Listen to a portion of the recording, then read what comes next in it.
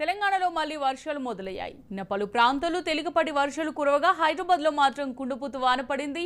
దీంతో నగరవాసులు ఉక్కిరిబిక్కిరయ్యారు. రేపటి నుంచి పశ్చిమ బంగాళాఖాతంలో అల్పపీడనం ఏర్పడే అవకాశం ఉందని వాతావరణ శాఖ అంచనా వేసింది. ఈ ప్రభావంతో తెలంగాణలో 3-4 రోజుల పాటు భారీ వర్షాలు కురిసే అవకాశం ఉంది. తెలంగాణలో నేడు పలుచోట్ల ఉరుములు మెరుపులతో కూడిన వర్షాలు కురిసే అవకాశం ఉందని హైదరాబాద్ వాతావరణ కేంద్రం తెలిపింది. భూపాల్పల్లి, ములుగు, భద్రాద్రి కొత్తగూడెం, నాగర్ కర్నూల్, నల్గొండ, సూర్యాపేట, జనగామ, భువనగిరి, రంగారెడ్డి, సంగారెడ్డి జిల్లాలో వర్షాలు కురిసే అవకాశం ఉందని అంచనా వేసింది. మరికొన్ని చోట్ల తేలికపాటి వర్షాలు కురుస్తాయని పేర్కొంది.